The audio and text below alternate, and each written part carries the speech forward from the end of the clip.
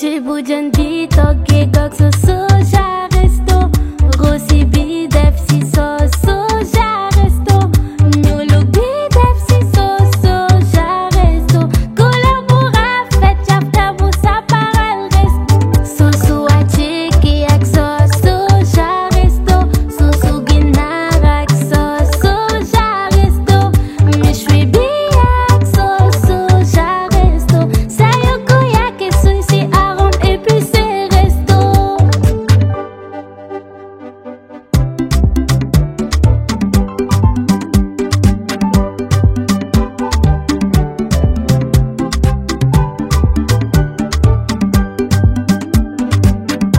Resto, soo ko mosee dootoo ko bàyyi.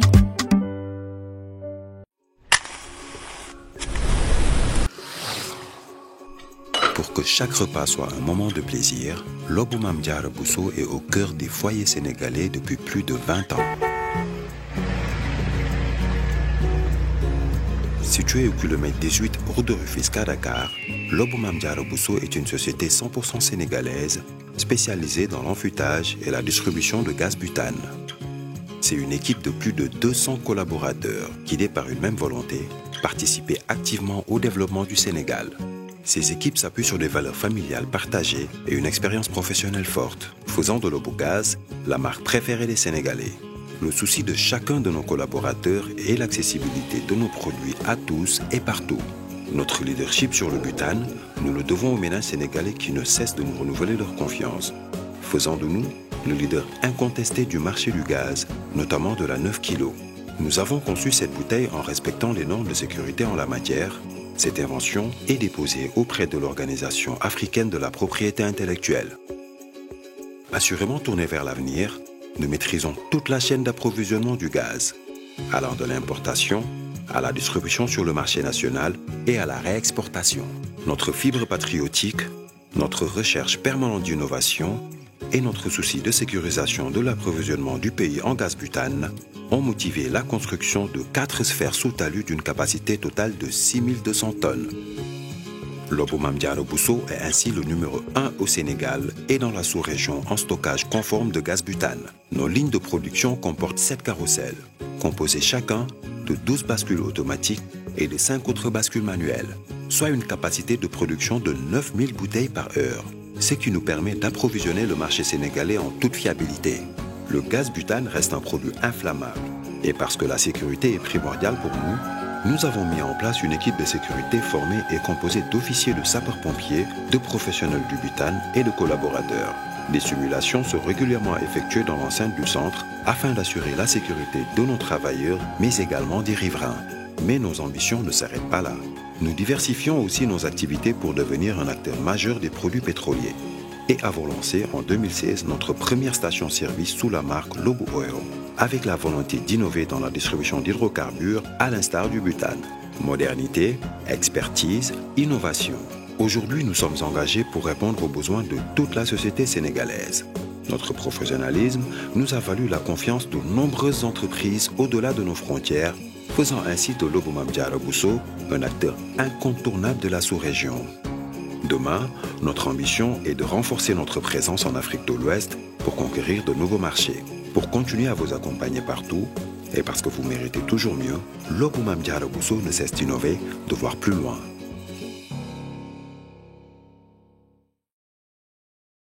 الحمد لله الذي أغناني وأعزني بتلا yéen ñi bëgg di jot waxtaan yi ak vidéo yi nga xam ne mooy am ci Ali Imran TV da ngeen di bës fii nga xam ne moom lañ bind s'abonné ba noppi bañ a fàtte laal kolos bi.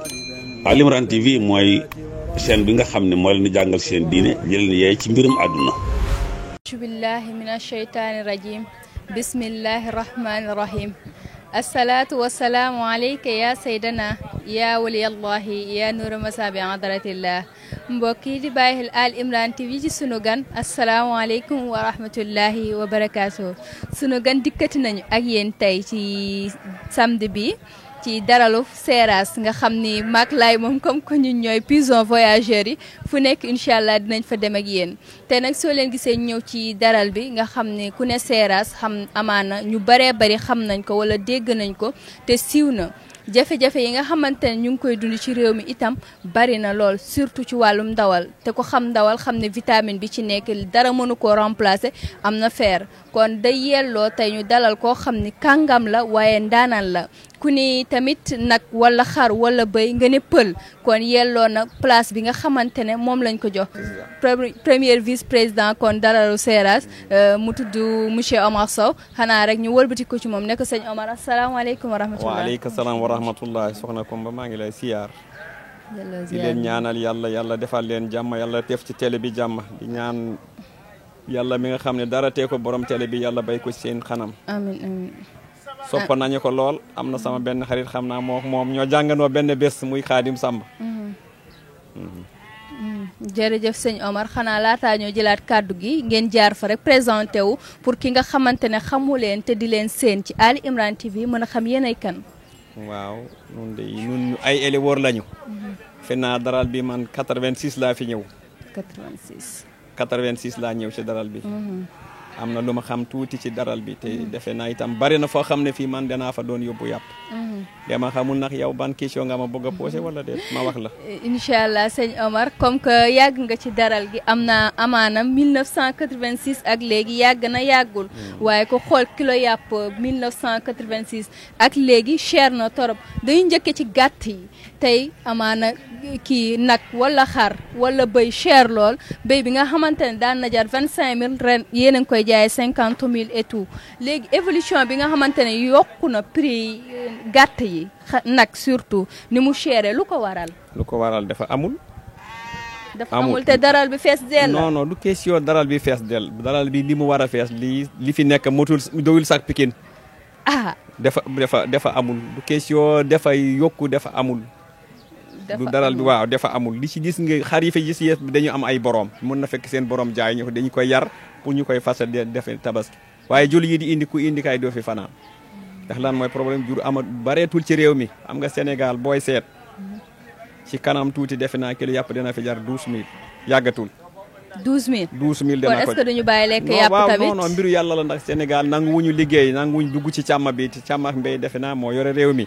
am na ñoo xam ne tey ñu ngi denc seeni milliards nanguñ sax jënd jur di sàmm loolu moo tax jur gi dafa manqué ci réew mi ak histoire Mali bi am loolu moo tax jur gi gën a yokk a seer te man mosuma gis yàpp yokku wàññeeku yàpp da doon jar kilo 1800 francs ba 1800 te mu ngi ci 4000 francs 4000 francs te yàpp nag mu ngi fii 4000 francs wala 3800 li ci gën a bari bu dee biir Seras biir dëkk bi 4000 la bu dee yàpp xar 5000 am na 5000 loolu cher na de yàpp xar ak yàpp béy ndax ñoo yem njëg léegi yàpp xar ak yàpp béy ak yàpp nag ban moo gën a cher yàpp xar ak yàpp béy ñoo gën a cher yàpp nag lu mu bon moom mu amee 4000 da nga am yàpp xar moom ak béy 5000 francs rek léegi lu tax yee gën a cher ban différence la am yàpp béy dafa gën a baax wala bu xar bi ka nag bi wala waaw xam nga bu dee moom yàpp sax yàpp béy moo gën a baax sax ci nit yàpp xar bokkul ñi xam yàpp xam nañu bokkul ndax yàpp xar boo ko lekkee tuuti sax boo amee tension mun na la yëngal yàpp béy du la wàññi dara. bokkul. léegi tey amaana yow ko 86 gisoon nga daral bi fees gàtt yi bari fii léegi tey lu tax ma à part guerru Mali bi lan nga xalaat moo tax maanaam gàtt amatul. yow 86 est-ce que boobu population Sénégal mën na 8 millions de habitants boobu motul 8 millions te ñu ngi ci ay 16 millions de habitants. loolu moo tax jur gi seer àll bi amatul juru amatu fi 86 defe naa 8 millions habitants amu fi tey ñu ngi ci ay 16 millions. nga xam ne nag loolu mooy jafe-jafe ji il faut ñu xam ne nit ñi macha allah ñu ngi yokk. àll amatul ci réew mi. nit ñi amatuñu fu ñu càmm loolu moo tax jur amatu fi te bu ñu ko naree bëgg a def comme càmm moderne boobu baax na lool waaye den indi jafe-jafe. ndax musoo dégg ay xaru di jar 17 millions ak 11 millions loolu xaru laa du nun arrangé wuñu ndax nit ñi amuñu loolu moo tax affaire bi yokku nit ñi macha allah bari nañ jur gi bareetul ndax àll amatul ci réew mi. jur gi bareetul léegi tey Seras tey ban problème yoo xamante ne tey en tant que vice président yéen a ngi koy jànkonteel te soo sañoon dootoo leen ko jànkonteel. ñun li ñu jànkonteel si biir Seras ci jafe-jafe bu ñu ko doon wax fii bee suba dañu koy wax. fii bee suba mun nañu wax dara du sotti. xanaa déedéet kay. waaw lii gën a commencé si daral baa ngi nii bu tawee kenn du fi mën a toog. dañu ko waroon a defaruñu ko day inondé partout. ak ki la faute état bi xanaa. waaw loolu defe naa état la. te ñun li ñu war a fay ñu ngi koy fay guddeeg bëccëg ñu ngi koy fay bu dee mais juuti ñu ngi fay. waaye daral baa ngi nii bu tawee doo am sax foo jaar. loolu itam jafe-jafe la. te aussi kat na kataay boo xam ne nit ñi kejituñu fi li gën a yokk yàpp wi seer nit ñi kejituñu léegi ñu ngi wàcc ci àll bi ci jur seeni jur. ndax daral amatu fi. lu mokkoon ay 6 hectares léegi motul des hectares loolu itam il faut ñu bàyyi ci kel ñi bëri tey ñoo ngi Ngunjaan ñii ñoo ngi Sanjara ñii ñoo ngi partout. xanaa kon suuf si dañ koo jaay comme que daral bi dañ ko wàññi. teer bi moo fi jaar. du fi teer bi jaaree mu dagg ci daral bi lu bari. loolu mooy problème bi. te aussi fii itam léegi biir dëkk bi la nit ñi sax ci biir daral bi amatoo sax foo mën a jaar bu tawee amatul sax ay yoon ndax kataay nit ñi ñoo ëpp suuf si fii. d'accord monsieur Omar Sow su ma la déggee mooy que ni instant bi daralu Seras am ngeen problème espace am ngeen aussi problème boo xamante ne muy que ni su tawee ndaxte ku xam nag ay jur dañuy am ay déchets su tawee dootoo leen am foo leen jaar wala kenn dootu fi mën a dugg. kon problème de santé sax da ciy am. santé da ciy am léegi yéen en tant que vice président yan jéego nga xamante ne yéen a ngi koy def pour ñi ci war a jot ci. nun kay toujours ñoo ngi def jéegu boo xam ne bi vraiment defe na état bi sax yéegu ko lépp luy baaxa réew mi nun ñoo ngi ci dow guddi bëccëg ñoo ngi liggéey ñoo ngi indi jur gi ñoo ngi def li ñu mun ñoo ngi dimbali sunu population yi nekk ci daral bi ndax amu fi benn doomu aadama boo xam ne bi am nga jafe-jafe nun taxawuñu si ak lu mu mën a doon rek diñ ci taxaw guddi bëccëg loolu itam ñoo ngi ci waaw. donc léegi en tant que personne lambda laay tey su amoon ay juram bëgg koo indi ci daral bi moom dafa am ay procédures yu muy def wala day jëw rek intégré. non nun moom fii dañu laabante biir fii amul wolof amul séeréer ñëpp même sama place ku ñëw bëgg a toog du ma la tere toog. du ma la tere toog su bëggoon andi comme ay nagam. wala amul benn problème daral bi moom même Maliya bu ñu fi ñëwee dañuy toog. dañuy toog te dañuy am place aussi wala dañ leen di abal ay place. non amul nun ñëpp place yi benn la rek. place yi benn la. ñun ñëpp place yi benn la rek. d'accord monsieur Sow suñ la déggee maanaam Seras moom ab famille moo fiy dund. non Seras moom ñoom amuñu famille Seras ñoom ñëpp ñoo bokk ndey bokk baay ci daral bi. ñoom ñëpp benn lañu. léegi tey yan subvention ngeen di am ci état bi ndaxte dafa mel ni yéen ñiy jiite daral yi léeg-léeg ñu compal leen dara te nit ñi duñ ko yëg. non nun yëguñu ko. yëguñu loolu. sëñ Omar man dégg naa ni ñoom laay dee nañ ma dañ leen di jox léeg-léeg ay saaku ripaas. non musul am ngeen luubal ko. musul am li ripaas bu fi mën a am dañuy wër daral bi ñu bind ku fi nekk ci daral bi mën nga leen laaj ku fi nekk dañu koy bind ñu ne ñaata saako nga jël nga dem nga fay nga jël sa saako nun duñu laal sax ripaas bi. léegi ripaas boobu nga xamante ne ay subvention la dégg naa tamit da ngeen koy jaay boutique yi. non amul ku fi munul bisik musu fi jënd képp ku nekk ci daral bi ba ñu ñëwee. dañuy wër daral bi vétérinaire bi moo koy wër. bépp kuy jaaykatu xar ñu bindala loo mën a fay nga fay jënd si ripaas nun duñu ko laal sax. loolu wax bu yàqu la. wax bu yàqu la kon laay yow mi nga xamante ne yaa ma doon soufflé loolu xamal. laay loolu moom vétérinaire baa ngi si poste police bi boobu ne mën nga ko laaj. loolu amu fi. nun bu fi dara ñëwee. même Maliens dañuy jël naar yi sax dañu leen di bind nun amuñu loolu. léegi ñu sax laa ripaas vétérinaire bi mooy bind wër bind. juróomi fan. bu bindee ñëpp mu dem nga versé ci moom mu jox la sa ripaas. fii dafa am vétérinaire. am na ñetti vétérinaire ñoo ngi ci poste police bi. poste de police bi aussi ci Seras la bokk. wala ci daral bi la bokk. ci daral bi la bokk kon guddi gi da ngeen di am ñoo xamante ne dinañ leen xoolal. nun si sunu bopp nun magu daral yi nun ñoo wut sunu nit ñi leen defee ñuy garder sunu daral. ñuy garder seen daral. macha allah monsieur Omar amaana ñi nga xamante ne ñu ngi leen di déglu dinañ ittewoo itam xam tey ban solution. tey suñu bëggoon tey wax dëgg fa yàlla yàpp ni mu chéré jéggi na dayo te Sénégal moyens yi mu ngi gën a wàññeeku. yàlla xam na nun bu ñu sañoon yàpp yu jar kilo 1500 waaye mënuñu ko li yàlla indi kenn mënu ci dara. est-ce que tamit yàlla bay sa tool. yàlla daat jënd kenn ku ne na jënd fukki xar ak fukki nag kenn ku nekk jënd fukki est-ce que tamit yéen ji nga xamante ne amaana ay ajoor wala ay saalum ñu ñëw fii Dakar xatal dëkk bi lool est-ce que jotul koon ngeen dellu non nun bu ñu mënoon dellu nun kay ñoo ngi ñibbi ndax amatuñu fu ñu toog amatul photo kay da ngay ñibbi nun kay jël naan suñu bagage pour ñibbi léegi ñibbi bee yeex xëy na soo leen ñibbee maanaam yóbbaale sa ñaari xar ak say nag di ko kii jox muy xontu nun moom sant nañ am nañu foofu suñuy jur liggéey moo nu fi indi bu ñu waree ñibbi dañuy ñibbi ñun ñëpp suñuy xale ñu ngi ñibbi ci àll bi ndax fii moom kenn xam naa ne Dakar moom kenn bëggatu fi nekk sax kenn bëggatu fi nekk léegi tey Seras tey fan ngeen koy seen wala foo bëgg mu aaga tey ñun kay bu ñu tañoon tey Seras day dem sax ba Thiès mu dem toog fa ku bëgg a jënd yàpp ak dem foofu jënd Thiès mooy fan région Thiès laa la wax région Thiès capitalu Dakar waaw lu tax loolu non di fi kejatul fi daral bi kejatu fi ni bu fi Seras jógul daral bi du mën a jóg ndax fii bu tawee kenn du fi am fooy lekk fooy naan ñoo ngi nii nekk ay mag sax booy tuur ndox sax da ngay taxaw amul dara loo xam ne lii vraiment lu fi mairie def d'accord tey kon dama lay bàyyi nga maanaam li nga xamante ne métti na waa Seras te soo sañoon mu jóge fi nga jottali ko ñi nga xam ne ñu ngi koy seetaan amaana maire bi tamit gisaale ko maire bi moom defu fi dara maire bi moom non Idrissa Diallo de defoon na fi dara waaye maire bi moom bi mu fi toogee ba léegi gisuma sax ci daral bi mu ñëw kanaa di fay di encaisse juutem di yóbbu waaye gisuñu sax lu mu fi def gisum guma ko bokk man woo ma téléphone gisuma lu mu fi def wax dëgg yàlla bu dee boo nga dégg fii daal li fi xaw a def tuuti muy apiski bi mu jafee daral bi am na lu mu fi doon defar waaye amul kenn koo xam ne kii def nga fi dara d'accord léegi suñu leen déggee daal jafe-jafe yi ngeen di jànkonteel moom amaana tey sax li ngeen di gën a bëgg mooy la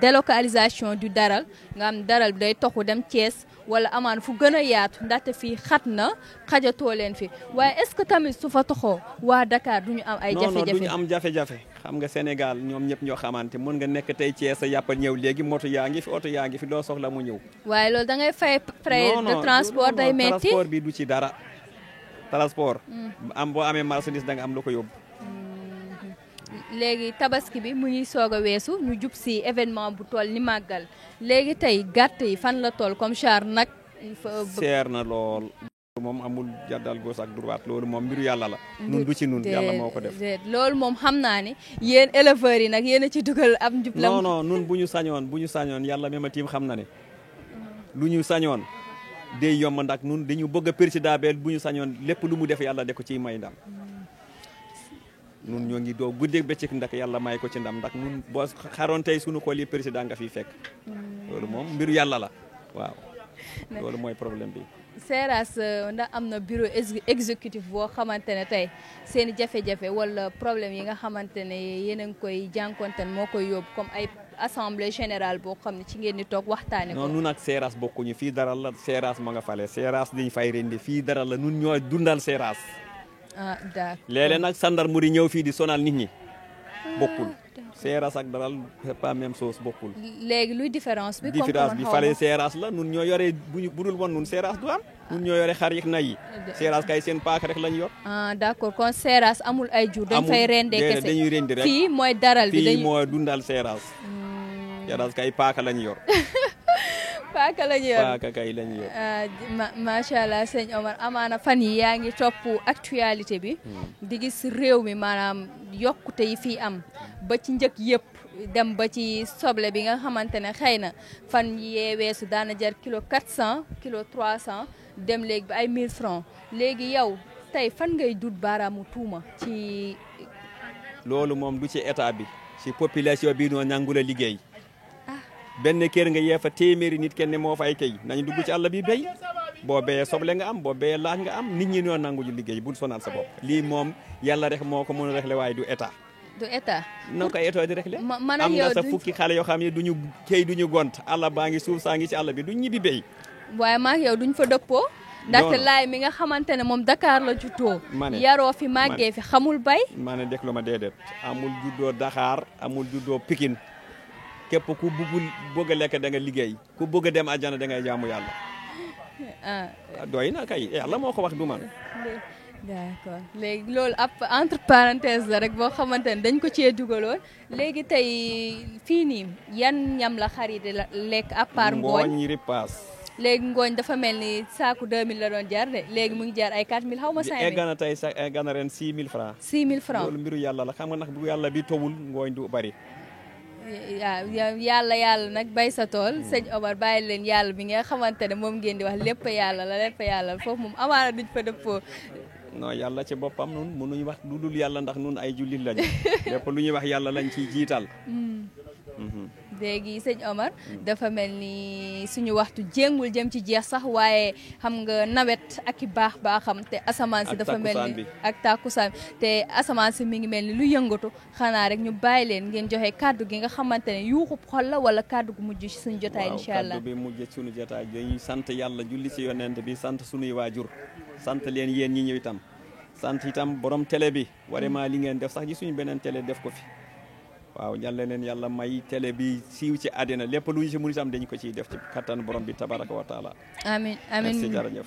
amin monsieur Sow jërëjëf jaraw lakk tey nag laay dañoo seet si suñu mbokku pël di waa ajor waaye tamit ku ko xam-xam ne di waa Décollé di mbokk boo xamante ne mbokk la bu jege ñu koy nuyu di nuyu waa Décollé yëpp di leen sant ak gërëm ndaxte fii kuñ fi tungoom rek say mbokk la tungoom te ñooñu tungoom laay ci noonu itam la ñuy jaajëfalee ñi nga xamante ne ñu ngi ñuy topp ci chaîne Ali Imran TV amuñu seen fay ndaxte ñoom ñooy jënd seen connexion toog di ñu seetaan di leen ñaaxaar rek ngeen gën a partager gën a aimer ndaxte kuy def ci yoonu diine wala yoonu l'islam yàlla moo lay fay ci noonu itam la ñuy remercier suñu ñaari partenaires yi nga xamante ne biñ jàppee ba tey bàyyiwuñu di waa Lobbu Gaz Mame Diarra Bousso ainsi que Sosa Resto ci noonu la ñuy remercier suñu caméraman Laay Baax nga xamante ne mooy suñu takkandeer fu ñu jëm ànd ak moom di remercier aussi suñu technicien Pape Doudou caméraman et monteur ainsi que ñëpp ñuy suivre seen mbégte mooy suñu naataange ñun ngeen bég rek lañ ci jublu di leen jox dig daje fi ak fukki fan ak juróom incha allah ci sunu gan asalaamaaleykum wa rahmatullahi wa barakaatu. ceebu jën bi toggee gog sa Soja Resto rosi bi def si sos Soja Resto ñuulug bi def si sos Soja Resto couleur bu rafet cafka bu saparal resto sosu wàcce ki ak sos Soja Resto sosu ginaar ak sos Soja Resto méchoui bi ak sos Soja Resto sayoko yake suñ si arôme épicé resto.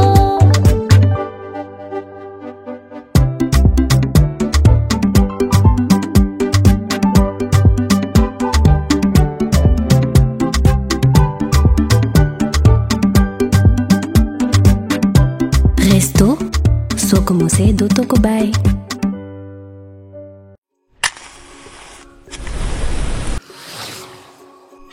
Pour que chaque repas soit un moment de plaisir, Lobbu Mame Diarra Bousso est au cœur des foyers sénégalais depuis plus de 20 ans. Situé au kilomètre 18 route de Rufisque à Dakar, Lobbu Mame Diarra Bousso est une société 100% sénégalaise spécialisée dans l'enfûtage et la distribution de gaz butane. C'est une équipe de plus de 200 collaborateurs guidés par une même volonté, participer activement au développement du Sénégal. Ces équipes s'appuient sur des valeurs familiales partagées et une expérience professionnelle forte, faisant de Lobbu Gaz la marque préférée des Sénégalais. Le souci de chacun de nos collaborateurs est l'accessibilité de nos produits à tous et partout. Notre leadership sur le butane, nous le devons aux ménages sénégalais qui ne cessent de nous renouveler leur confiance, faisant de nous le leader incontesté du marché du gaz, notamment de la 9 kg. Nous avons conçu cette bouteille en respectant les normes de sécurité en la matière. Cette invention est déposée auprès de l'Organisation africaine de la propriété intellectuelle. Assurément tournée vers l'avenir, nous maîtrisons toute la chaîne d'approvisionnement du gaz, allant de l'importation à la distribution sur le marché national et à la réexportation. Notre fibre patriotique, notre recherche permanente d'innovation et notre souci de sécurisation de l'approvisionnement du pays en gaz butane ont motivé la construction de 4 sphères sous talus d'une capacité totale de 6200 tonnes. Lobbu Mame Diarra Bousso est ainsi le numéro 1 au Sénégal et dans la sous-région en stockage conforme de gaz butane. Nos lignes de production comportent 7 carrousels, composés chacun de 12 bascules automatiques et de 5 autres bascules manuelles, soit une capacité de production de 9000 bouteilles par heure, ce qui nous permet d'approvisionner le marché sénégalais en toute fiabilité. Le gaz butane reste un produit inflammable. Et parce que la sécurité est primordiale pour nous, nous avons mis en place une équipe de sécurité formée et composée d'officiers de sapeurs-pompiers, de professionnels du butane et de collaborateurs. Des simulations sont régulièrement effectuées dans l'enceinte du centre afin d'assurer la sécurité de nos travailleurs, mais également des riverains. Mais nos ambitions ne s'arrêtent pas là. Nous diversifions aussi nos activités pour devenir un acteur majeur des produits pétroliers. Et avons lancé en 2016 notre première station-service sous la marque Lobo Oil, avec la volonté d'innover dans la distribution d'hydrocarbures à l'instar du butane. Modernité, expertise, innovation. Aujourd'hui, nous sommes engagés pour répondre aux besoins de toute la société sénégalaise. Notre professionnalisme nous a valu la confiance de nombreuses entreprises au-delà de nos frontières, faisant ainsi de Lobo Mame Diarra Bousso un acteur incontournable de la sous-région.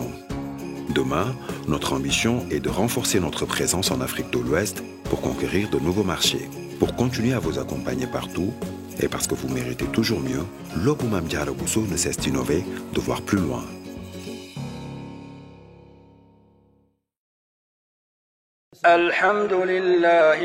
الحمد لله الذي أغناني وأعزني بتلا. yéen ñi bëgg di jot waxtaan yi ak vidéo yi nga xam ne mooy am ci Ali Imran TV da ngeen di bës fii nga xam ne moom lañ bind s'abonné ba noppi bañ a fàtte laal kolos bi. Ali Imran TV mooy chaîne bi nga xam ne moo leen di jàngal seen diine jëleen yee ci mbirum àdduna.